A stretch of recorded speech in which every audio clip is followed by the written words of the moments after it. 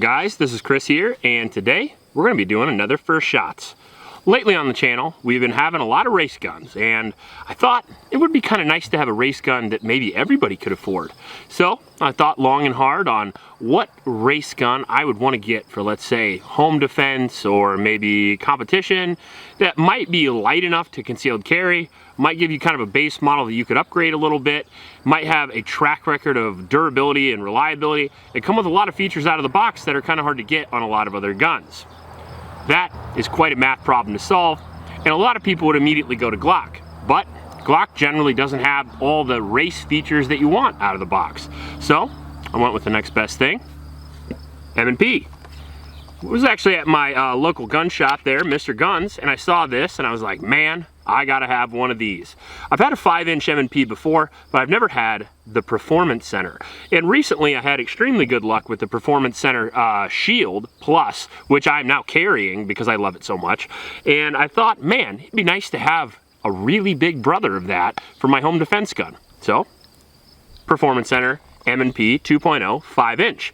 Now what this gun offers you is it offers you a polymer frame striker fired gun with a full 5-inch barrel, but it also is ported right out of the factory. It also has slide cuts right out of the factory to lighten the slide a little bit to increase the velocity of the slide, which I like a lot. Comes with an optics mount and the plates right out of the box. That's very cool. We have this awesome steel barrel. It has a light rail to put my Surefire X300, which is an absolute must for me for home defense, and for competition now they allow weapon lights, so why not have it on there? A little added weight there below. One of the things that I don't like about it is that for some reason all of a sudden it just got windy. It has been windy out all day, and then it's like, fuck you. One of the things I don't love about it is it doesn't have the new M&P 2.0 trigger, the brand new one that's coming in, the newer guys, the one that doesn't have the hinge anymore. It has the trigger safety like a Glock, but you can obviously get those. Now, the M&P 2.0 Performance Centers actually have better texture than even the M&P 2.0, I believe. At least my Shield does, and this one feels very aggressive also. It did come with suppressor height sights made perfect for co-witnessing an optic, so even if your optic goes down like the SRO, you still have the backup iron sights. Very cool also.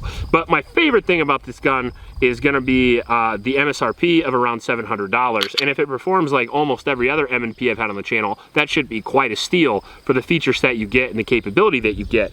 Now, one of the reasons why I like to use 5-inch guns for my home defense gun is because you do get added velocity with that extra inch and a half of barrel over your standard compact, and it does help you a little bit with impact, a little bit more poundage, and you do get generally a better expansion on the hollow point rounds that you use. For my home defense rounds, we are currently using SIG Elite Performance, and they fare very well out of a 5-inch barrel, so I would be pretty happy with this if we go through a 1,000 round review and it functions reliably. Obviously we're going to have to do that testing, and you'll be able to see that because we're going to do some of it today, but I will have to get a lot more rounds down through this gun before I trust it. But since I already carry a Shield, this is kind of a no-brainer. Now, the capacity on this out of the box is 17 rounds. The weight is only 30 ounces, making it light enough to carry, used for home defense, but heavy enough to control the recoil. Now, the Performance Center Edition does have a tuned action and has a better trigger reset. It does come with better sights, as I mentioned before. It comes with a little better cocking serrations as well, so it's nice to come over the top and use that to rack the slide as opposed to hitting your dot, which is very cool. Comes with a little more aggressive texture, and we do have a better finish with the Armornite durable corrosion resistant finish, or at least it says so on the website. 2 magazines included, although I have 100 M&P mags, and you should too. And with that said, let's go down and shoot this guy and see how it performs. Before we do that though, we do want to thank our patron supporters, because we did buy this gun with the patron money. We really appreciate that. We try to make content for you and not the industry, so we appreciate all the support we can get. If you want to sign up for Patreon, all you gotta do is go to the link in the description of this video and every video, and obviously also in the description is a link to a local shelter. It's the YSS. It's a youth shelter, so please click that link and donate to those kids. Now let's go do some shooting. So far slide feels nice and smooth. You can see here, these are the ports right here. It's gonna help a lot with recoil. So we'll zero the gun, we'll zero the SRO. This is a 2.5 MOA SRO. We're gonna zero it at 7 yards, then go back to 15, and then we'll show you some accuracy, shoot it at distance, shoot it up close, see how it performs.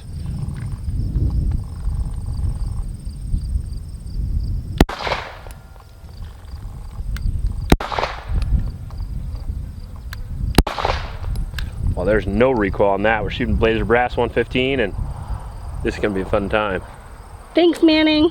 Thank you, Manning & Sons. Also, babe, what's on your arm? Just because everyone's gonna ask. The dirty old Under Armour sleeve, or what's underneath it? Why are you wearing it? Because I like Allen Iverson a lot. No, I feel like I got a new tattoo. And I can't be out in the sun because of ginger skin.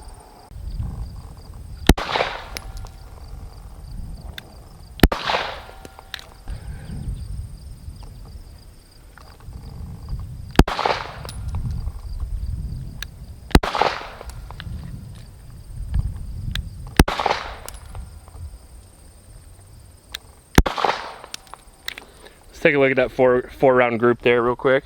7 yards, 21 feet. So this was my first group here, quick. Second group here, took a little time with this after I had it zeroed. There's 3 right there and 1 right there. So we're getting it nice and zeroed.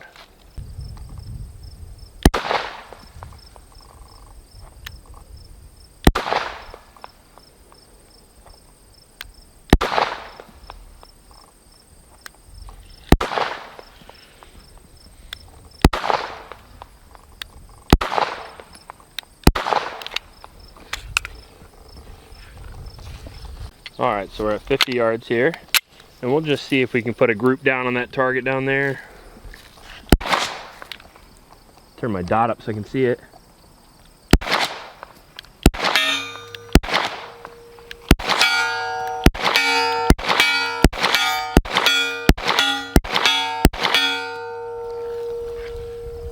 Too easy? Oh boy. Yeah.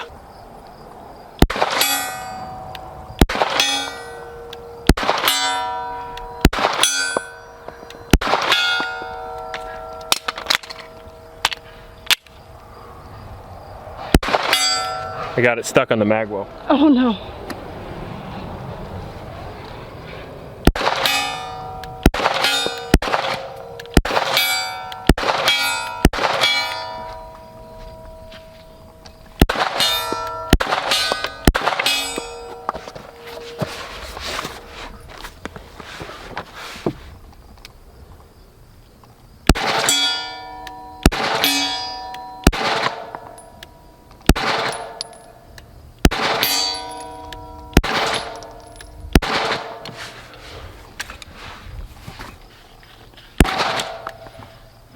Ooh, this is hard. This is a hard one.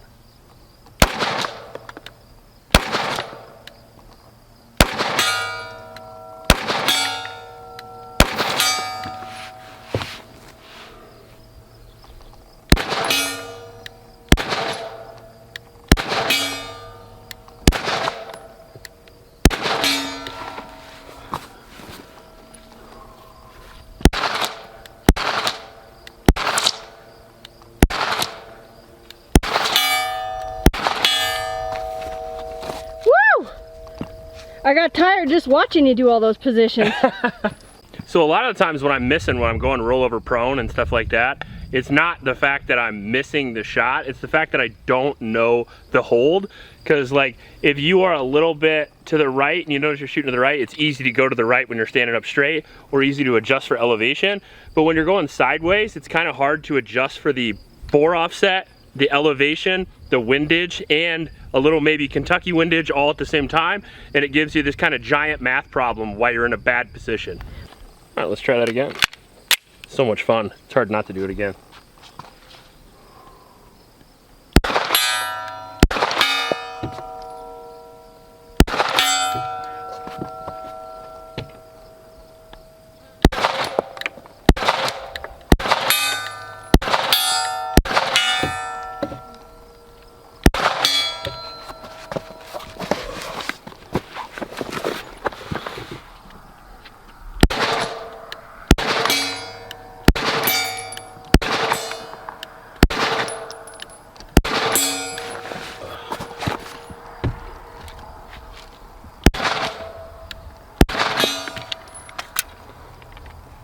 About 95.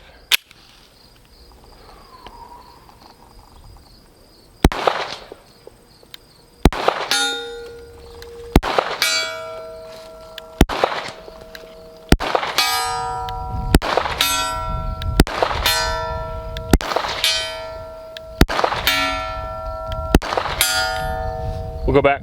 Yeah, you could do that all day. Okay. We good right here? Yep. All right. 120? Yep.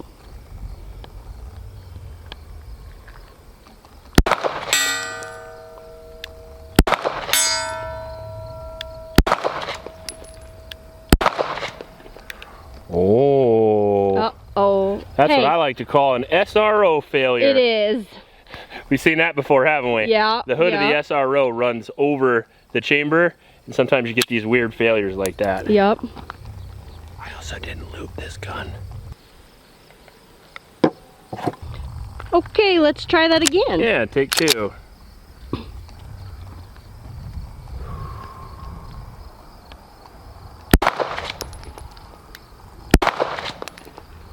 Whiff.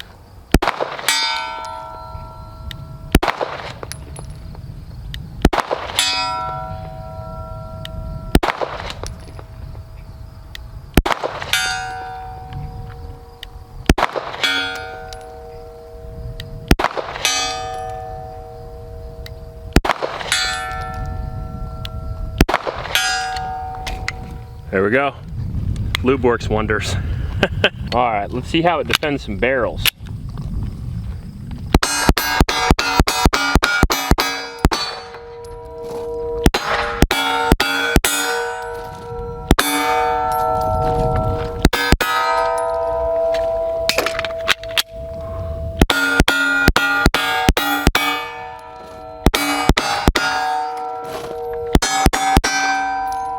Barrels are safe. They are, in fact, safe. One of the things I've noticed is very accurate gun, very freaking low recoil, but it's sprung real tight, so it's got to be warmed up a little bit. What I mean by that is if you're trying to use lightweight ammunition, some really like low weight, some really low power 115, it's not going to run in this gun. And that's because it's got a ported barrel there. It also has a 5-inch slide, so it's got a lot of mass to bring back and forth. And for some reason, a lot of times on 5-inch guns, companies, they put tight recoil springs in there, and it's really good for heavy powered ammo. Like, it's going to shoot defensive ammo super soft, super reliably. But for the light 115 stuff, sometimes you have some problems. So for me personally, I like to err on reliability. I'm probably going to put a lighter spring in it at some point. The other thing is with the newer triggers, you do get just a better trigger pull overall. And with this version, the trigger pull hampers my rate of fire a great deal. Very low recoil, very accurate gun, super easy to get a hold of. Everything works, but the trigger reset is kind of spongy, and it's kind of not there as far as the reset goes. So it does hamper my repeat shots a lot. So kind of try to show you that here. We'll do some 222 drills and stuff like that.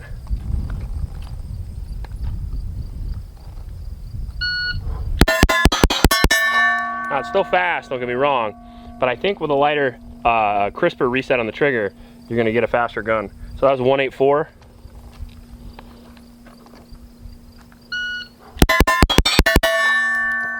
That was 164, so I'm getting the hang of it. Mister, I didn't do very well.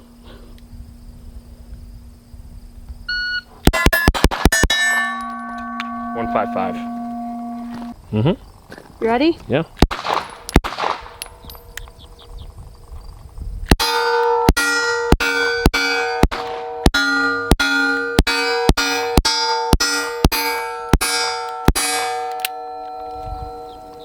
What was that? You out? I think I short stroked the trigger. Nope. Pull the slide back. Drop the mag, pull the slide back. Oh, no lock back? No lock back. Okay.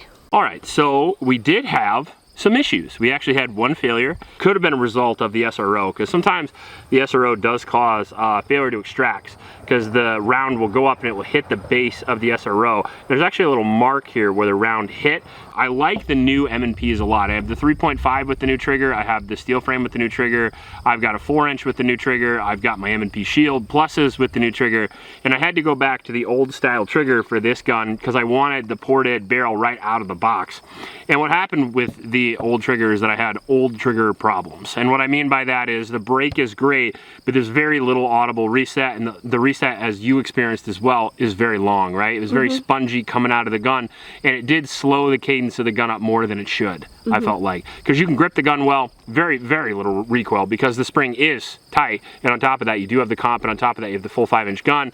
On top of that, you do also have the light coming out of the bottom, so there shouldn't be much recoil, and there wasn't. and I like that, but what I didn't get out of it was 100% reliability, and what I didn't get out of it was a solid reset I could shoot very quickly. It does have ambi controls, which we mentioned earlier, which we didn't mention earlier, and it also has probably the best takedown lever in the business.